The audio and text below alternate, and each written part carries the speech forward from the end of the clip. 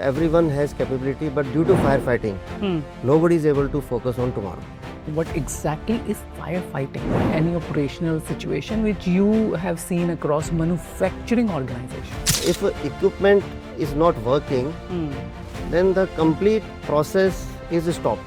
So उसको कैसे reduce कर सकते हैं? Within 6 months, जो मेरा रिस्पॉन्सिबिलिटीज थी जिन इक्विपमेंट्स की, उनको मैं जीरो ब्रेकडाउन पे ले आया, और वो पॉसिबल हुआ था सिंपल सिस्टम की टेक्निक से। जब भी ये सिचुएशन अराइज होती है तो everybody focuses on present and leave what future holds for them. Is this a right और अ गुड अप्रोच? जिन लोगों को फ्यूचर पे काम करना है वेरी और वो भी प्रेजेंट पे ही काम कर रहे हैं, तो वो एक कल्चर ऐसा बन जाता है कि ऑर्गेनाइजेशन फ्यूचर की तरफ नहीं जा पाती। तो सबसे ज़्यादा जो रिस्की एरिया है वो मैन है, training for the people. We should be working more on our people development, and without burning out, they should think of present situation also, and they can be future ready as well.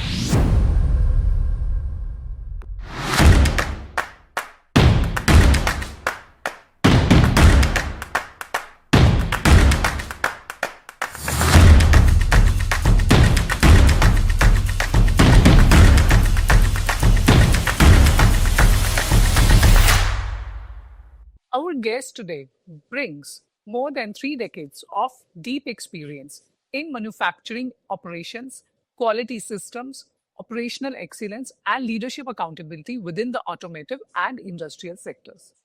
Having worked across manufacturing, maintenance, quality management systems, supplier development, and greenfield project implementation, he has closely observed the operational realities that manufacturing organizations face every single day. Recurring breakdowns, firefighting, audit challenges, productivity pressures, and accountability gaps. What makes his perspective unique is that he doesn't just talk about systems and process from theory. Today, we bring out the focus on helping how manufacturing organizations move beyond recurring operational chaos by building stronger accountability systems, operational discipline, and high performance manufacturing cultures. Please help me join in welcoming Praveen Gupta. Hi, Praveen. Welcome to the Story Foundry podcast. Thank you, Ramandeep. It's my pleasure to be with you on this podcast. So, please tell us in short about yourself and your journey. Right. I am in sheet metal industry, and we are working for OEM companies. Okay. And I'm in this industry for last 35 years. Okay. And during these 35 years, I've seen that everyone has capability, but due to firefighting, nobody is able to focus on tomorrow. Okay, तो firefighting को थोड़ा सा expand कीजिए. I mean, just let us know what exactly is firefighting. Yes, firefighting is just taking immediate actions for today's need, for immediate needs. Okay. There, nobody has time to think for next day. So if we are not thinking for next day, then we are not moving in the right direction. Okay. Every day we are doing the work which is required for today. Okay. So due to this reason, everybody is very tense, and due to this, improvement is very difficult to implement in any organization. Okay. So if we talk about operational situation, and what do you think there has been a constant, repeatedly, any operational situation which you have seen across manufacturing organizations? Right. Since manufacturing organizations are supplying their components to OEM companies, and they are facing difficulty in maintaining inventory on daily basis. There are many issues which are occurring again and again. These issues are related to manpower, Okay. machines, material, and other operational and systematic issues, due to which they are not able to utilize their resources efficiently. Okay. And as a result, they work on overtime, which increases pressure on human manpower. Obviously. So every day this is occurring. Every day this is occurring.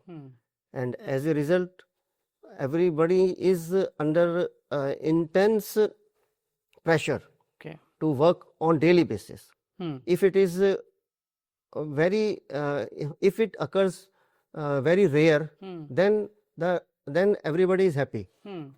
But if it is occurring on daily basis, so they pass through a burnout phase. Exactly. So when you say daily basis, तो कौन कौन से ऐसे common problems हैं, let's say top 3 problems which occur in daily basis?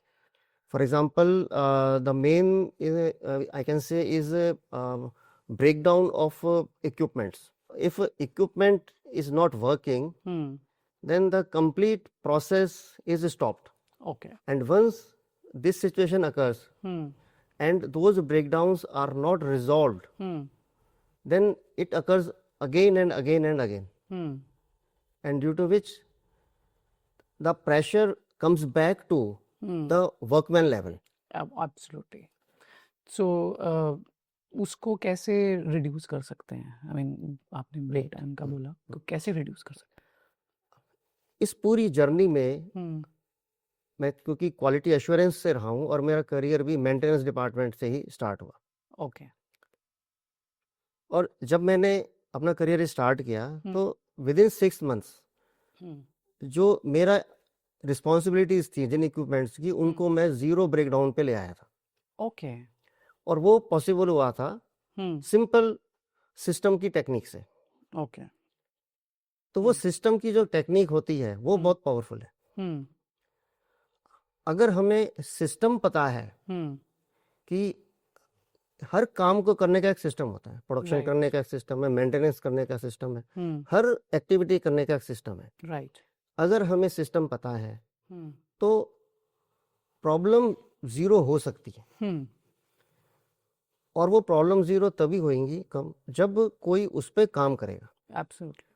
अगर daily basis पे burnout में रहेंगे हम तो किसी के पास भी टाइम नहीं है कि वो इम्प्रूवमेंट के लिए सोचे. तो अगर हम कल्चर की बात करें, फायर फाइटिंग कल्चर, तो how does it look like? थोड़ा एक्सपैंड करके बताइए on the shop floor. Organization structure में अगर हम देखते हैं पिरामिड में वर्कमैन है, सुपरवाइजर्स है, मिडिल मैनेजमेंट है, टॉप मैनेजमेंट है. राइट. तो हर एक की अपनी अपनी रिस्पॉन्सिबिलिटीज है और वो रिस्पॉन्सिबिलिटी जो है टाइम स्पैन पे है. ओके. कोई फोकस टुडे पे कर रहा है, कोई किसी का फोकस टुमारो पे है, किसी का स्पैन और आगे जा रहा है. आज के लिए जो रिक्वायरमेंट है उसको पूरा करने की रिस्पॉन्सिबिलिटी वर्कमैन और सुपरवाइजर की है. ओके. वर्कमैन प्रोडक्शन इक्विपमेंट में काम कर रहा है तो उससे आज का टारगेट, वो तो अपना काम कर रहा है. राइट. सुपरवाइजर उनके काम को मॉनिटर कर रहा है. अगर कोई प्रॉब्लम आती है तो उसको ट्रबल शूटिंग करके इमीडिएटली सॉल्व कर रहा है. राइट. क्योंकि आज का टारगेट पूरा करना है. लेकिन अगर इसी बीच से कोई इक्विपमेंट ब्रेकडाउन हो गया या मेटेरियल नहीं आया या कोई और इशू आ गया तो मशीन बंद होगी, प्रोडक्शन बंद होगी, इन्वेंट्री फॉल होनी शुरू होगी. अब ग्रेजुअली वो कम्युनिकेशन जब नेक्स्ट लेवल पे जाता है तो सब फ्यूचर की छोड़ के प्रेजेंट में आ जाते हैं. राइट. कि फ्यूचर पे तो हम बाद में जाएंगे, पहले हम आज की रिक्वायरमेंट पूरी करें क्योंकि आज हमें कस्टमर को सप्लाई देनी है. एग्जैक्टली. ग्रेजुअली क्या हो जाता है, सुपरवाइजर से हायर लेवल जिनको फ्यूचर पे काम करना है वो भी सुपरवाइजर लेवल का ही काम करना शुरू कर देते हैं. ओके. तो जब एक ऑर्गेनाइजेशन में एक ऐसा कल्चर आ गया कि जिन लोगों को फ्यूचर पे काम करना है और वो भी प्रेजेंट पे ही काम कर रहे हैं, तो वो एक कल्चर ऐसा बन जाता है कि ऑर्गेनाइजेशन फ्यूचर की तरफ नहीं जा पाती. सबकी रिक्वायरमेंट प्रेशर प्रेजेंट पे ही रहता है कि आगे की बात मत करो, आज जो प्रॉब्लम है पहले उसको सॉल्व करो. मैंने ऐसे भी देखा है कि ऐसा नहीं है टॉप मैनेजमेंट नहीं चाहती कि प्रॉब्लम सॉल्व करनी है. वो उसके लिए रिसोर्सेज भी प्रोवाइड करती हैं. राइट. एडिशनल मैन पावर भी देती है. हम लेते तो हैं प्रिवेंटिव एक्शंस के लिए रिसोर्सेज, लेकिन उनको भी हम फायर फाइटिंग में ही इन्वॉल्व कर लेते हैं. ओके. तो पहला तो स्टेप ये हुआ गलत कि जो प्रॉब्लम ऑलरेडी चल रही थी उनको सॉल्व नहीं किया. उनको सॉल्व करने के लिए आपने रिसोर्सेज ऐड करे और उनको भी आपने फायर फाइटिंग में ले लिया. राइट. तो फायर फाइटिंग से तो बाहर हम कभी नहीं निकल पाएंगे. हम कभी नहीं निकल पाएंगे। हमें फायर फाइटिंग जो जो कर रहे हैं वो आज का टारगेट पूरा कर रहे हैं, लेकिन बाकी लोगों को अपना रूटीन का काम नहीं छोड़ना। Exactly. So you mean to say जब भी ये सिचुएशन अराइज होती है तो everybody focuses on present and leave what future holds for them. So is this a right और अ गुड अप्रोच?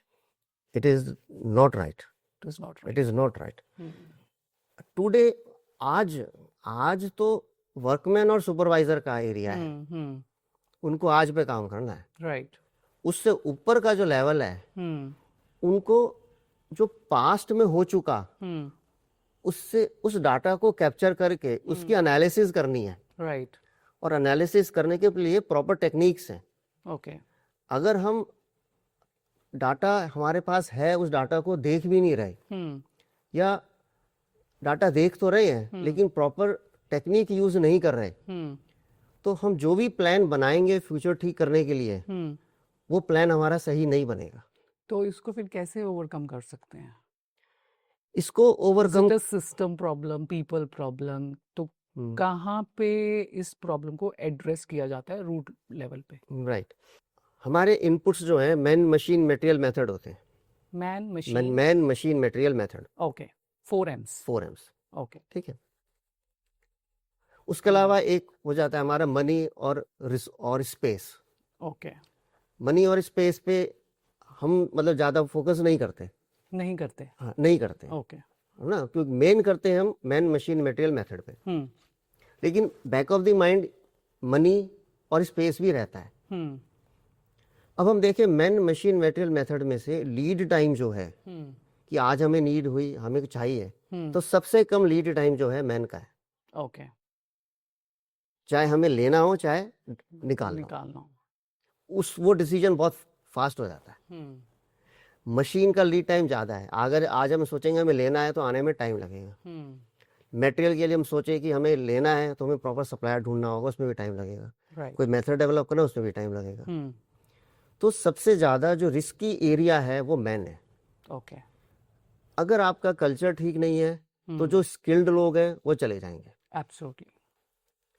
और जो रहेंगे जब वो देखेंगे कि स्किल्ड लोग जा रहे हैं तो जो बाकी लोग रह गए उनमें मोटिवेशन धीरे धीरे कम होना शुरू हो जाएगा, उनमें एक इनसिक्योरिटी आनी शुरू हो जाएगी। राइट। तो सबसे की एलिमेंट इसके अंदर मैन है। ओके। आपका मशीन भी कंट्रोल मैन कर रहा है। अकेली मशीन तो कुछ नहीं करेगी। प्रोडक्शन भी मशीन को करनी है, प्लानिंग भी, सब कुछ मशीन का तो मैन करेगा। मटेरियल तो मटेरियल है, उसको भी यूज मैन करेगा। राइट। मेथड को भी यूज मैन करेगा। तो की एलिमेंट मैन है। मैन। तो ऑर्गेनाइजेशन में मैन की ट्रेनिंग वो सबसे की एलिमेंट है। Training for the people. चाहे वो स्टार्टअप हो या कोई वेल एस्टेब्लिश्ड कंपनी हो। राइट। हर कंपनी में ट्रेनिंग सिस्टम जब तक स्ट्रांग नहीं होगा तो मैन के अलावा बाकी रिसोर्सेज की यूटिलाइजेशन नहीं बढ़ सकती। लेकिन मैन को ट्रेनिंग देने के लिए भी प्रॉपर टेक्निक है, ये आइडेंटिफाई करने के लिए कि किस पर्सन को किस टॉपिक पे ट्रेनिंग देनी है। ओके। जनरल ट्रेनिंग नहीं होती कि हाँ जी हमने एक टारगेट रख लिया और सभी लोगों को सभी चीज़ की ट्रेनिंग दे रहे हैं। ठीक है। तो कई बार तो ट्रेनिंग सिस्टम ये प्रूव कर देता है कि हमारे लोगों में कॉम्पिटेंसी है ही नहीं। ओके। क्योंकि ये थोड़ी एक ही चीज के लिए बार बार ट्रेनिंग देनी पड़ेगी। तो ट्रेनिंग सिस्टम इसका रूट है। ओके। मतलब अगर हमको वैक्सीनेशन देनी है तो ट्रेनिंग से ही जाएगी। प्रोडक्शन के लिए ट्रेनिंग, इंस्पेक्शन के लिए ट्रेनिंग, मेंटेनेंस के लिए ट्रेनिंग, मटेरियल हैंडलिंग के लिए ट्रेनिंग, प्लानिंग के लिए ट्रेनिंग। तो मैन पावर की ट्रेनिंग सबसे इंपॉर्टेंट है। एब्सोल्युटली। मैन पावर की हम ट्रेनिंग करेंगे तो थोड़ा उनका माइंडसेट खुलेगा कि हमें प्रेजेंट से बाहर आके फ्यूचर पे सोचना है। एग्जैक्टली। तो ट्रेनिंग में भी कई चीजें होती हैं कि एक उनकी काम से रिलेटेड ट्रेनिंग, फिर साइकोलॉजिकल ट्रेनिंग, उनकी सॉफ्ट स्किल्स की ट्रेनिंग। एब्सोल्युटली। जब वो हम ये नहीं सोचे कि ये ऑपरेटर है तो हमें इसे हायर लेवल पे डेवलप नहीं करना। अगर हमारे कंपनी में सिस्टम ऐसा है कि एक हम ऑपरेटर के लिए भी HOD लेवल तक ले जाने का हमारे पास ग्रोथ प्लान है ओके और हम उसके लिए एक हमने प्लान बना रखा है, लोग आइडेंटिफाई कर रखे हैं, उनको ट्रेनिंग हम दे रहे हैं। तो अगर सीनियर लेवल पे कोई छोड़ के चला भी जाएगा तो आपके पास बैकअप में लोग हैं। ओके ऑर्गेनाइजेशन में अगर कोई छोड़ के जाता है और हम बाहर से लेते हैं लोगों को, तो जो लोग इतने साल से प्लांट के अंदर काम कर रहे हैं तो उनको भी लगता है कि हमारी एक सीलिंग है, हम इससे ऊपर नहीं जा सकते। राइट तो ट्रेनिंग सिस्टम एक ऐसा है जो कि जड़ है, कोर है। ओके उसी से उनका जब उनका और ट्रेनिंग सिस्टम ऐसा नहीं है कि जो वो काम कर रहे हैं, प्रेजेंट काम में काम कर रहे हैं, उसी के लिए ट्रेनिंग देनी है। ओके हम फ्यूचर उनके स्किल्स यू मीन हाँ टू से, हम उनके लिए मतलब प्रेजेंट में तो स्ट्रॉन्ग करें, but future we have to make them future ready. Future के लिए रेडी रखना है कि और ये सोच के चलें कि अगर हमारे सीनियर लेवल भी छोड़ के चला जाता है ना तो हम पूरी लैडर को आगे बढ़ाएंगे। एब्सोल्युटली। नया पर्सन टॉप में ना लाके पूरी लैडर को एक स्टेप आगे बढ़ाएंगे और जो एंट्री अगर करानी पड़ती है तो बिल्कुल बॉटम से एंट्री कराएंगे, ठीक है। ताकि साइकिल हमारी पूरी ग्रो करें। ओके अगर कोई पर्सन लीव पे जाता है फिर भी हमारे प्लांट फिर भी ऑर्गेनाइजेशन में काम चलता है, तो कोई तो चला रहा है, तो हम उस बंदे को क्यों नहीं, हम उस पर्सन को क्यों नहीं डेवलप कर सकते फ्यूचर रोल के लिए। Absolutely. We should be working more on our people development and make them future ready so that these situations, when they arise, there shouldn't be any loophole that we are just focusing on present, but we should have a system where we should be futuristic. We should have people who are trained enough to think like that, who can take actions and without burning out, they should think of present situation also and they can be future ready as well. बिल्कुल बिल्कुल। तो जब ये चीज होएगी, जब हमको उनको फ्यूचर के लिए रेडी करेंगे तो हम सिर्फ एक एक्टिविटी के लिए रेडी नहीं करेंगे। ऑर्गेनाइजेशन पिरामिड में जैसे जैसे लेवल बढ़ता है तो रिस्पॉन्सिबिलिटीज और स्पैन ऑफ कंट्रोल बढ़ना शुरू होता है। प्रोडक्शन को, मेंटेनेंस को भी देखना पड़ेगा, तो हम उनके अंदर बाकी स्किल्स भी डेवलप करेंगे। जब और स्किल्स डेवलप होंगी तो जो वीक एरिया अभी है वो हमारा स्ट्रांग होगा। ओके तो पहला तो हमारा है ट्रेनिंग, राइट। मतलब ट्रेनिंग है, डेवलपमेंट है, मोटिवेशन है, सब हो गया।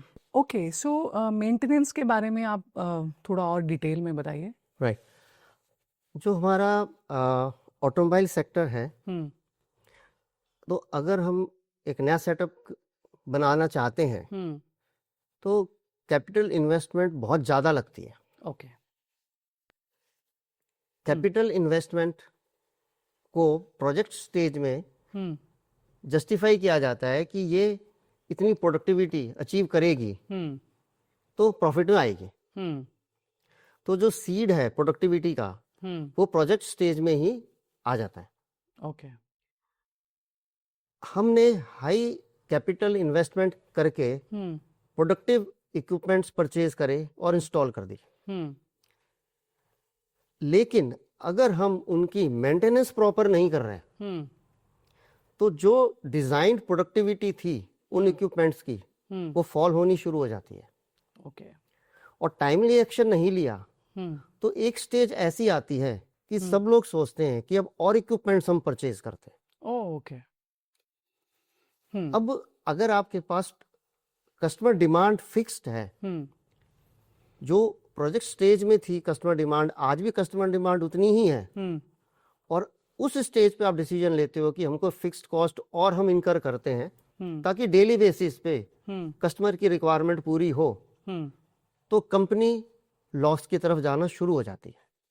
ओके कैपिटल इन्वेस्टमेंट दोबारा करोगे रिटर्न आएगा नहीं, क्योंकि जो कॉस्टिंग हुई है, जो कस्टमर प्राइसिंग दे रहा है, कॉम्पिटिटर जो उससे मतलब आप कॉम्पिटिटर के अगेंस्ट लॉस में आना शुरू हो जाओगे। तो कैसे फिर इस कॉस्ट को इनकर जो आप बोल रहे हैं कैसे इसको ओवरकम करें?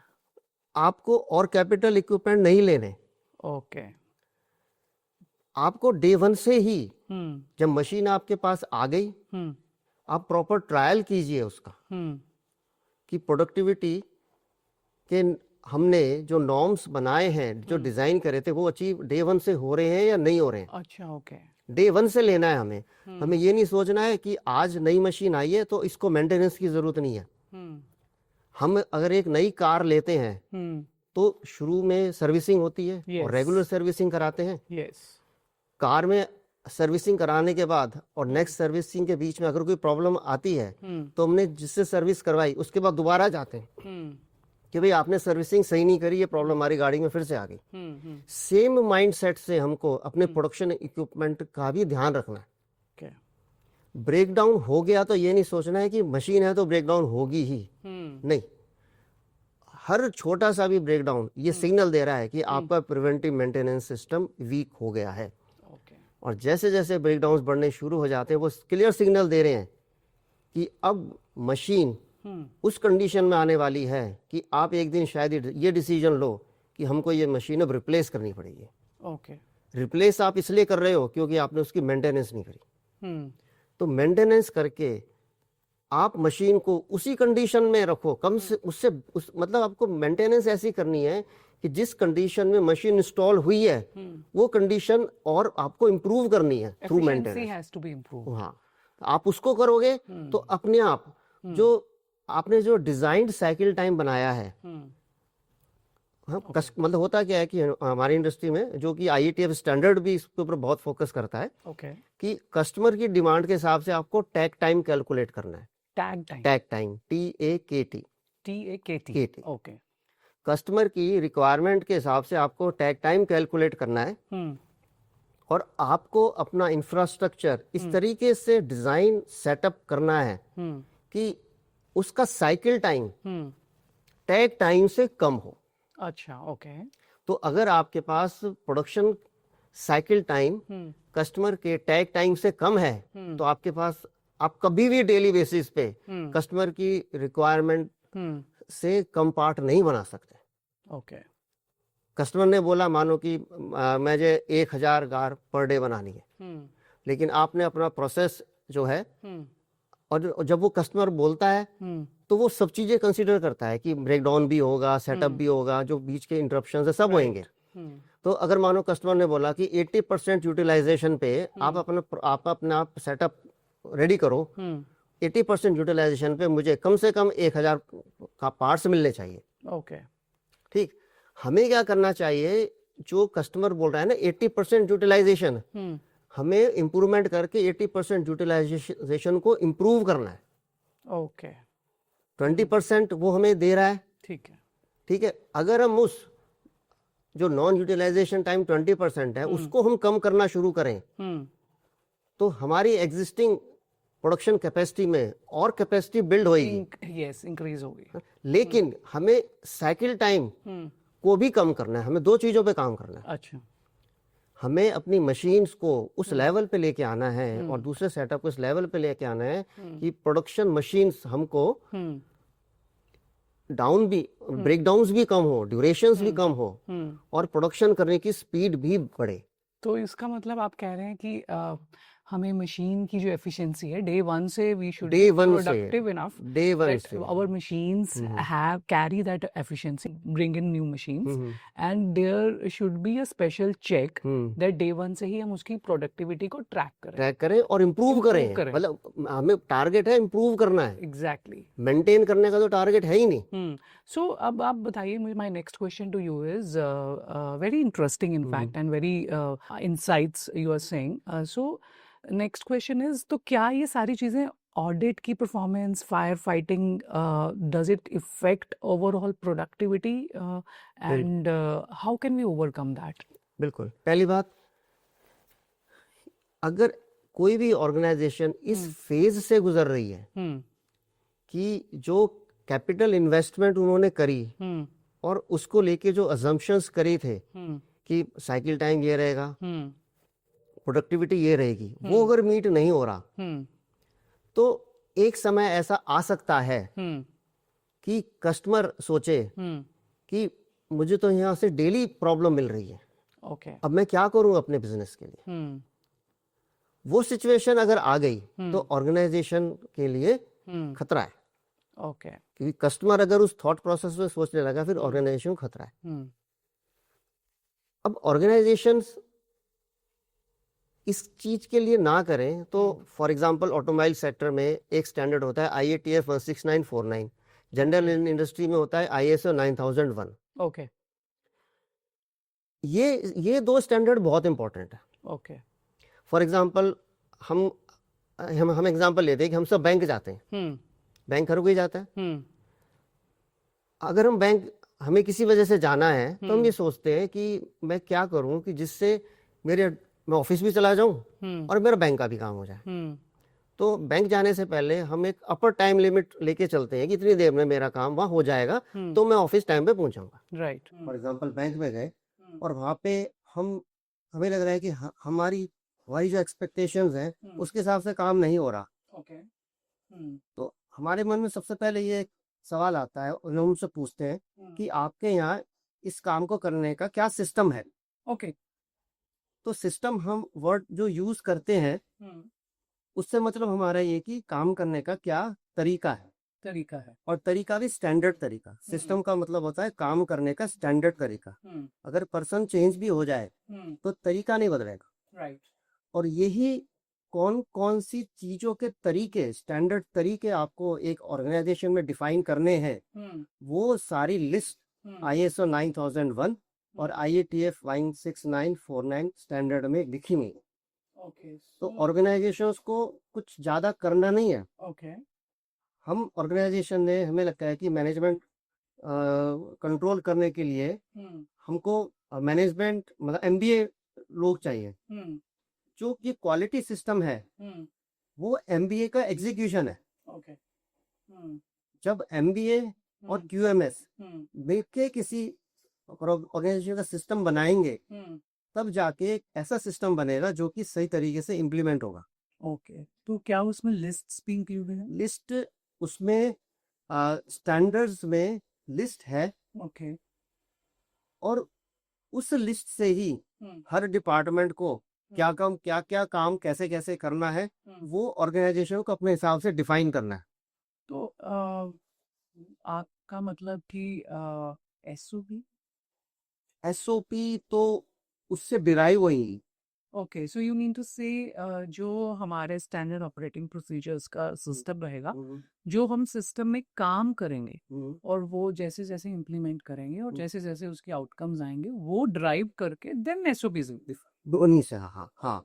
स्टैंडर्ड में लिस्ट आ गई, लिस्ट को हम डिटेलिंग करेंगे, उससे हर इंडिविजुअल का लिख के आएगा ओके। कि उसे क्या क्या करना है, किस तरीके से करना है, पहले क्या करना है, फिर क्या करना है, फिर क्या करना है, और उसमें टाइम लिमिट भी आएंगी। ओके। और आउटपुट क्या देने हैं वो भी आएंगे।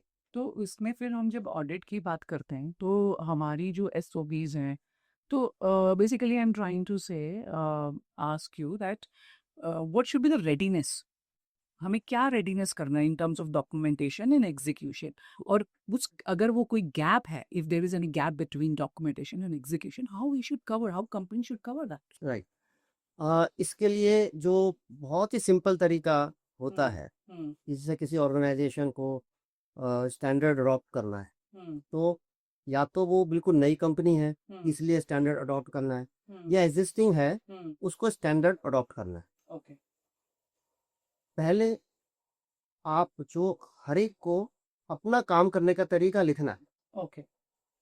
अभी ये नहीं सोचे कि वो स्टैंडर्ड क्या कह रहे हैं। तो काम करने का तरीका मतलब कैसे, मतलब suppose I am an employee and I am working, so थोड़ा सा उसका एनेक्डोट या कुछ इसका डिटेल में बताइए, तो Right. कैसे लिखना है? ठीक, बड़े ओपन माइंड से, कोई फॉर्मेट नहीं, नथिंग, ओके। सिंपल कि मेरा काम कब शुरू होता है।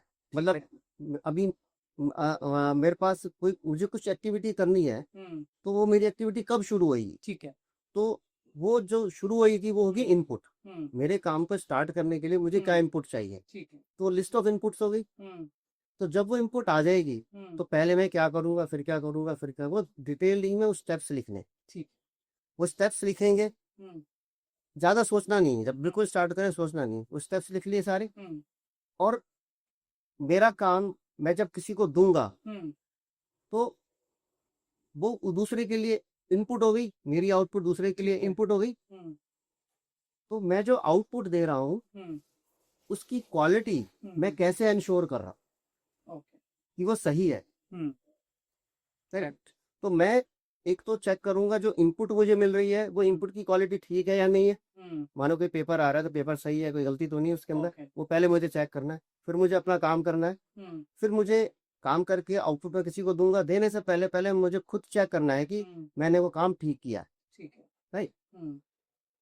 अब इस पूरे प्रोसेस का जब एक ऑडिटर ऑडिट करेगा तो वो बताएगा कि एज पर स्टैंडर्ड कहाँ कहाँ गैप है, कौन कौन सी एक्टिविटीज आपने मेंशन नहीं करी, कि आपने जो एसओपी अपनी बनाई है काम करने की, उसको थोड़ा आप इस तरीके से बनाए तो वो एक स्टैंडर्ड तरीका हो जाएगा। पहले तो आपने सिंपल लाइन से लिख दी, कोई दिक्कत नहीं है। अब उसको स्टैंडर्ड के हिसाब से कैसे प्रेजेंट करना, क्योंकि स्टैंडर्ड ही कहता है कि एक वर्क स्टेशन पे जो काम हो रहा है वो एक पेज पे डिस्प्ले होना चाहिए, पूरा कंटेंट एक पेज पे विजुअलाइजेशन से डिस्प्ले होना चाहिए।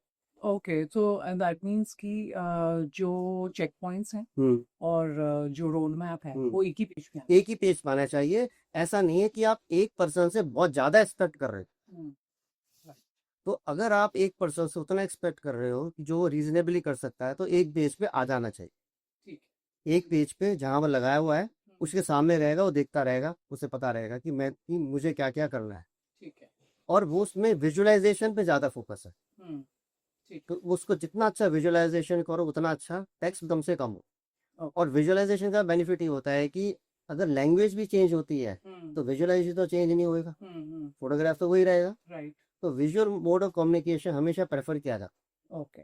तो एक वर्क स्टेशन पे एक पर्सन काम कर रहा है और उसका वर्क कंटेंट एक पेज पे डिस्प्ले है, जिसमें ये सब है कि वो उसको जो इनपुट मिले कि क्या चेक करना है, अपना काम कैसे करना है, आउटपुट देने से पहले क्या क्या चेक पॉइंट चेक करने हैं, तो दिखना ही चाहिए। तो ये ऑडिटर के ऊपर छोड़ो, ऑडिटर आपको बताएगा कि कहाँ कहाँ गैप है। राइट। और ऑडिटर, एक बार आप ऑडिटर की बात को सुन के इम्प्लीमेंट तो करो। होता क्या है कि लोग मतलब डिस्कशन में पड़ जाते हैं कि हम तो ऐसा नहीं करते, हमारे यहाँ तो ऐसे ही होता है। वो रेजिस्टेंस नहीं होना चाहिए। ऑडिटर पे पूरा ट्रस्ट करो, जो वो बता रहा है वैसे करो।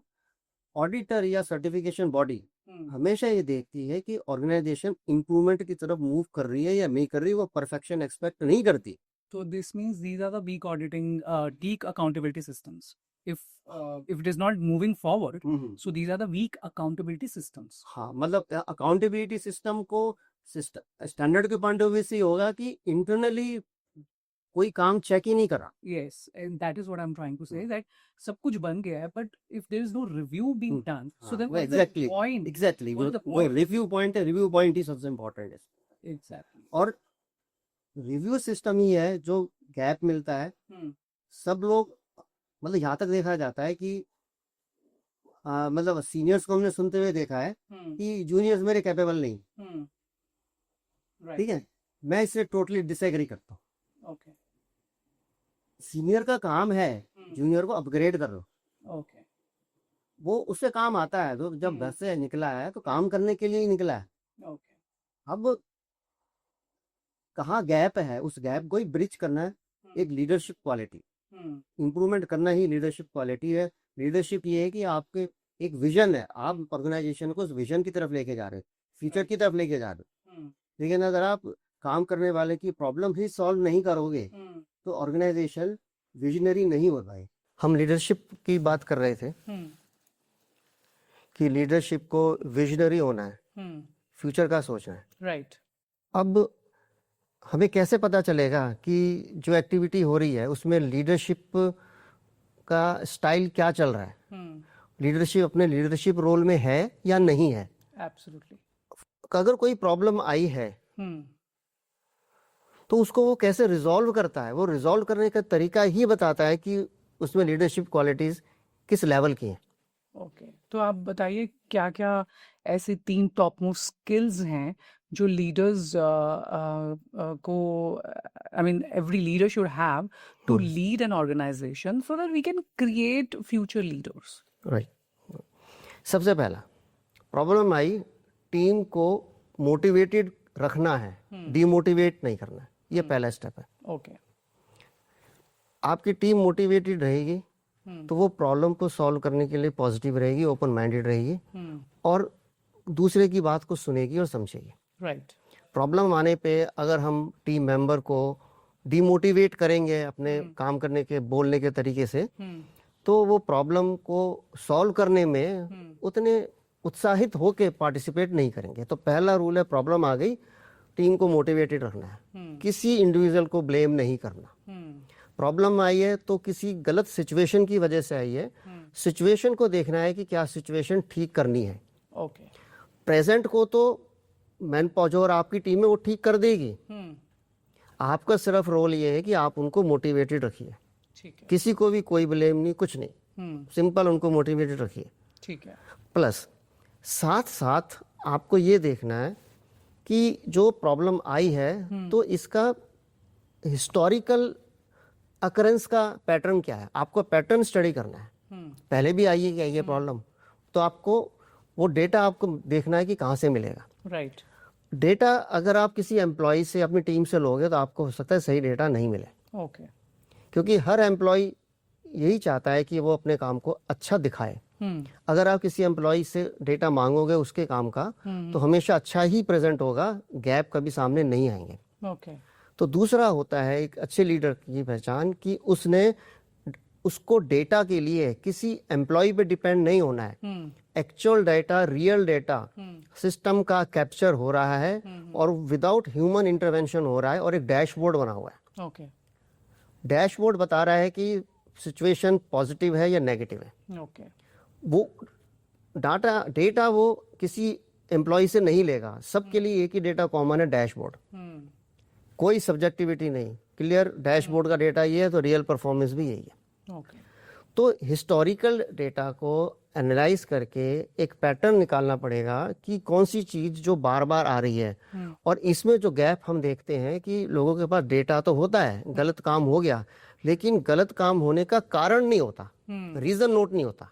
एब्सोल्युटली। एक्शन जो है सिम्टम्स पे नहीं लेने हैं, एक्शंस कॉज पे लेने हैं। ओके।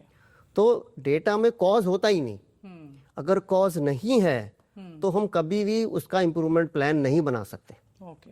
तो इम्पोर्टेंट है डेटा अनबायस्ड होना चाहिए, कोई ह्यूमन इंटरवेंशन नहीं, डैशबोर्ड कॉमन है, सबके लिए कॉमन है, कोई ह्यूमन इंटरवेंशन नहीं है। और उस डेटा के साथ जब भी कोई गलत इंसिडेंट हो रहा है तो कॉज भी नोट हो रहा है, फर्स्ट कॉज, डिटेल्ड नहीं। मशीन बंद होगी, क्यों बंद होगी, तार लूज था। ओके। मशीन बंद होगी, क्यों बंद हो गई, ये पार्ट टूट गया था, बस इतना ही चाहिए। तो दैट मीन्स chaos से हम ऑर्डर्ड वे में तभी जा सकते हैं when we have a strong team which can handle these pressurized conditions, daily based breakdowns, and have that mindset. So what all is required apart from all this? तो अभी हम प्रेजेंट हो गए, पास्ट हो गए, ठीक, फ्यूचर है, future की बात नहीं हुई हमारी। Exactly. तो फ्यूचर, क्योंकि लीडरशिप है जो कंपनी को फ्यूचर में लेके जाती है। Right. अगर इसके ये प्रेजेंट और पास्ट हैंडल करने का तरीका अच्छा है तो ऑर्गेनाइजेशन डेफिनेटली एक बहुत अच्छे फ्यूचर की तरफ मूव करेगी। लेकिन अगर इन दोनों में से कोई भी एक तरीका गलत है कि प्रेजेंट में वो अपनी टीम को मोटिवेटेड नहीं रख पा रहे, और या आप मोटिवेटेड तो रख रहे हो लेकिन जो हिस्टोरिकल डेटा है वो उस क्वालिटी का नहीं है, और वो रिस्पॉन्सिबिलिटी लीडरशिप की है कि डेटा उस हिसाब से आए। अब इससे ही आप अगर फ्यूचर की जब बात कर रहे हैं हम, अब यहाँ पे लीडरशिप का रोल आता है, थर्ड रोल आता है। जो लोग फायर फाइटिंग में ही बिजी हैं, अगर आप उन्हीं से बोलो कि फ्यूचर ठीक करना है तो फ्यूचर कभी ठीक नहीं हो सकता। क्योंकि वो तो डेली प्रेजेंट में ही बिजी है। तो फ्यूचर के लिए जो डीप थिंकिंग करनी है उसके लिए टाइम उनके पास है ही नहीं, वो माइंडसेट, मेंटल स्टेट उनकी है ही नहीं, वो तो आज की प्रॉब्लम में ही उलझे पड़े। ओके। तो फिर उसको ओवरकम करने के लिए what are the action steps? Right. अगर आपको फ्यूचर में जाना है, अच्छा लेके आना है, ठीक है, अब लीडर को ये देखना है कि क्या मैं एग्जिस्टिंग मेरी जो स्ट्रेंथ है, जो मतलब कि गैप है कहाँ पे, क्या मेरे इंफ्रास्ट्रक्चर की कैपेसिटी में गैप है, उसको एक बड़े व्यू से देखना है। रीजन तो नोट हो गए, जरूरी नहीं है, वो तो रीजन पे काम करने के पीछे जो उनके पीछे जो बड़ा रीजन है वो लीडर को आइडेंटिफाई करना है। ओके। तार टूट गया, ये आइटम लूज, ये पार्ट लूज था, वो नहीं, क्या मशीन की प्रिवेंटिव मेंटेनेंस हो रही है, राइट, ठीक है, क्या एम्प्लॉइज की ट्रेनिंग हो रही है। ये जो इनके पीछे के जो सिस्टम है, जो सिस्टम एक स्टैंडर्ड बोल रहा है, आप इम्प्लीमेंट नहीं कर रहे, राइट, ठीक है। अगर वो सिस्टम्स आप इम्प्लीमेंट नहीं कर रहे तो पहले तो वो सिस्टम्स इम्प्लीमेंट करने, राइट, कि आप ट्रेनिंग दो, आप मशीन्स की मेंटेनेंस करो, राइट, आप एक अच्छे सप्लायर से मटेरियल लो। और मेथड जो 4M है वो यही बोलता है कि एक स्टैंडर्ड तरीके को हर बार फॉलो करो, और प्रॉब्लम मिलती है तो उसको इम्प्रूव करो। तो एक लीडर को इन सब चीज़ों को ध्यान से समझना है, और हो सकता है वो ये कंक्लूजन करे कि मैंने जो इंफ्रास्ट्रक्चर लगाया था, जिस कैपेसिटी पे लगाया था, आज डिमांड उससे ज़्यादा बढ़ गई है, तो मुझे और कैपेसिटी बिल्ड करनी है और इंफ्रास्ट्रक्चर लगाना है। मैं अगर सिर्फ मैन पावर से ही बोलता रहूँगा तो बात नहीं बनेगी। एक सिम्टम और होता है, जो एक ऐसा सिम्टम है कि हम उसको नज़रअंदाज कर जाते हैं, क्योंकि लीड टाइम जो है ह्यूमन पर्सन को रखना या निकालना, उसमें लीड टाइम ज़्यादा चाहिए ही नहीं होता।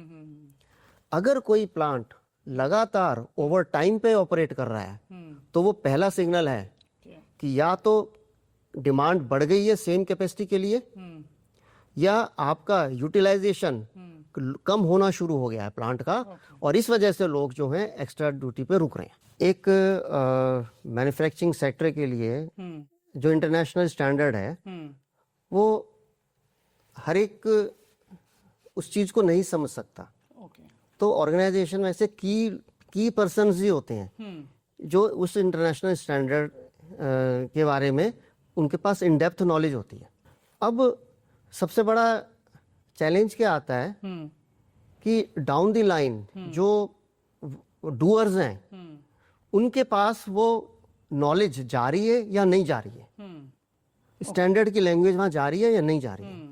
एग्जैक्टली जो लीडर्स हैं वो उन तक प्रॉपर इंफॉर्मेशन एंड उनके पास प्रॉपर सिस्टम्स हैं एग्जीक्यूट करने के लिए, प्रॉपर SOPs लिस्ट हैं, and do they have that liberty to take actions. Action इसके अंदर बहुत इंपॉर्टेंट है, और एक्शन भी डिसिप्लिन्ड एक्शंस।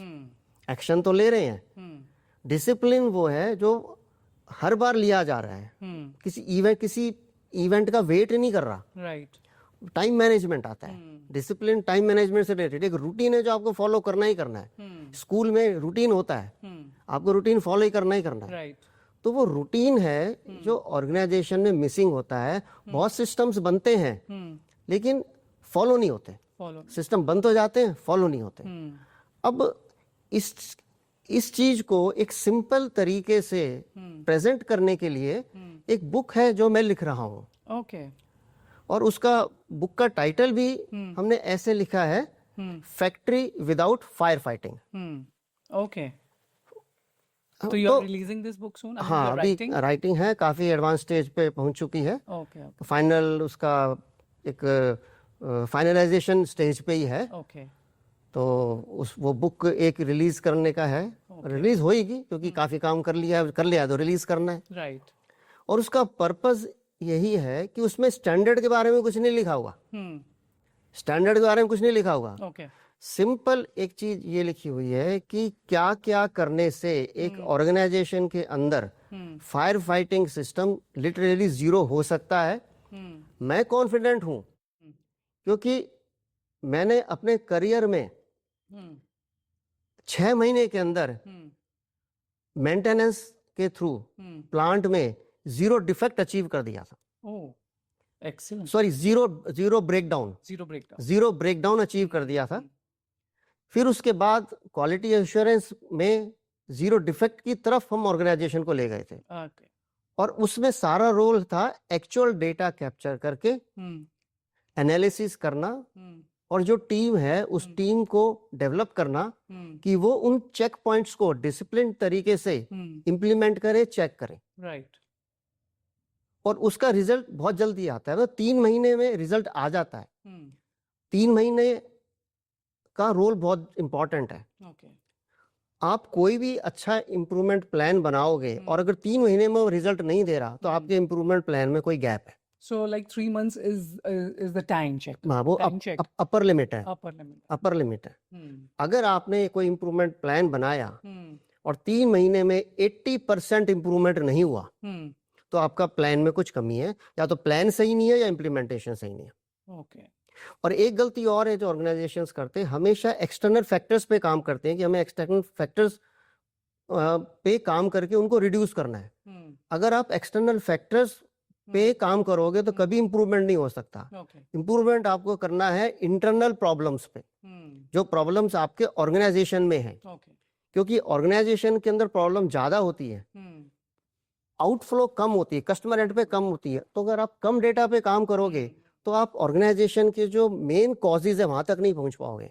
ओके आपको, और अगर आप सिर्फ ऑर्गेनाइजेशन के अंदर जो प्रॉब्लम है उन पे ही काम करोगे तो डेफिनेटली कस्टमर एंड पे कोई प्रॉब्लम नहीं आएगी, जीरो आ जाएगी। ओके तो फ्यूचर में अगर हम if we want our companies to move towards sustainability and efficiency, so please share what could be the future things and check points which can be implemented and which could benefit, जो कि सबको benefit हो, and the ones who are listening to this podcast, so उनके लिए, सबके लिए एक benefit रहे। राइट। पहला point, control on over time, okay क्योंकि वो एक इंडिकेटर है जो आपकी ऑर्गेनाइजेशन की इनफिशिएंसी को साफ दिखला रहा है ओके कि ओवर टाइम क्यों लग रहा है। वो स्टार्टिंग पॉइंट है। ओके दूसरा, जिस कैपेसिटी के लिए प्लांट या ऑर्गेनाइजेशन का सेटअप लगा है और कस्टमर की रिक्वायरमेंट उससे ज़्यादा नहीं है, तो आपको अपने यहाँ प्रिवेंटिव मेंटेनेंस सिस्टम को स्ट्रॉन्ग करना है। राइट आपको कोई कैपिटल इक्विपमेंट परचेज नहीं करना, तो मेंटेनेंस सिस्टम को स्ट्रॉन्ग करना है। और है एम्प्लॉयज का growth, training plan, growth, empowerment, उनको अपलिफ्ट करना, पूरी चेन को अपलिफ्ट करना। आप पूरी चेन को अपलिफ्ट कीजिए। अगर हम ये सोचें कि हमको ऑर्गेनाइजेशन में ट्रांसफॉर्मेशन लेके आना है, और फॉर एग्जांपल उसका सॉल्यूशन हम ये करते हैं कि हम सीनियर लेवल पे और लोगों को ऐड कर रहे हैं, राइट ठीक है, तो मुझे ये डर है कि सीनियर लोग भी पुराने वाले कल्चर में ना ढल जाएं। राइट इसलिए अगर आपको कल्चर चेंज करना है तो जो आपके एग्जिस्टिंग हैं उन पे इन्वेस्ट कीजिए। आप उन पे इन्वेस्ट कीजिए, उनसे कल्चर चेंज होगा। अगर आप सोचेंगे कि कल्चर कोई और चेंज करेगा, मुझे फिर से, मैं अपनी बात रिपीट कर रहा हूं, मुझे ये डर है कि जो लोग और आएंगे वो कल्चर तो नहीं बदल पाए, उसी कल्चर में ही डरे। Okay, so to conclude, first and foremost, I would like to thank you for Thank this you. wonderful insights जो आपने share करी, and बहुत कुछ सीखने को मिला. And today's episode is actually a complete breakdown done by Praveen, and Praveen has actually beautifully made very simple firefighting concept को कैसे हम negate कर सकते हैं. And it is not impossible. There are certain things which can be implemented inside the factory, and it does not even involve just by machinery, just by improving efficiency and productivity, but also leadership should be taken care of. Training system should be there, and there should be internal checkpoints. Internal चीजों को हमें strong बनाना है. So, with this, I would like to congratulate you for your new book, which you are planning to publish. So, हम लोग सब जानना चाहेंगे that आपका जो book है, वो I mean, how it is going to help everyone know about more firefighting, because that will actually simplify things, because generally हम बहुत सी चीजें complicate कर देते हैं. Yes. So, congratulations, and Thank you. wishing you all the best, and would like you to say a few words towards the end for the episode. Right, thank you Ramandeep. और इस podcast के जरिए एक कोशिश है Hmm. मेक इन इंडिया को और strong करने की। Hmm. ये जर्नी किसी एक इंडिविजुअल की नहीं है, किसी एक ऑर्गेनाइजेशन की नहीं है। Hmm. इसके पीछे जो एक सोच है जो मैं लेके चला हूँ, वो ये लेके चला हूँ कि जापान ने जब अपने आप को ट्रांसफॉर्म कर लिया तो इंडिया क्यों नहीं कर सकता। Hmm. हम दूसरों को एग्जाम्पल दे के अगर हम सोचते हैं उन जैसा बनना चाहें तो हमें उनसे अलग सोचना पड़ेगा। Absolutely. अगर आपको लीडर बनना है तो अगर आप किसी को फॉलो करोगे तो आप लीडर नहीं बन सकते। Right. लीडर बनने के लिए आपको बेंचमार्क से आगे की सोच पे जाना होगा, तभी आप लीड कर सकते हो। तो जो एक ड्राइव है, जो एक विजन है मेक इन इंडिया को स्ट्रॉन्ग करने की, उसमें मेरा एक छोटा सा कंट्रीब्यूशन है जो मैं इस चैनल के थ्रू आप सब लोगों के पास पहुंचाने की कोशिश कर रहा हूँ। Thank Thank you you. so much, Fareen, and it was pleasure having you. And looking forward to hear some more beautiful insights, especially regarding your book. Yes, thank you. And wishing you all the best. Thank you. Thank you. Thank you. Thank you, everyone, for listening to this special episode. Please have a complete look at the complete episode and make notes, because this is going to help, especially for the companies and for the organization, for the factories. And do subscribe to the channel and wait for the next episode. Right इसमें एक चीज और मैं छोटा सा add करता हूँ Sure. कि आप अपनी फीडबैक जरूर दीजिए, क्योंकि वो हमें हेल्प करेगी इस प्रोसेस को और रिफाइन करने के लिए, जो कि हम कोशिश करेंगे कि नेक्स्ट एपिसोड में हम आपकी फीडबैक को कवर करके हम उस एपिसोड को आपके सामने डिलीवर करें। Absolutely. So with this, we come to an end to this wonderful episode. Thank you. Thank you. Right. For Thank you. the Story Found podcast. Thank you.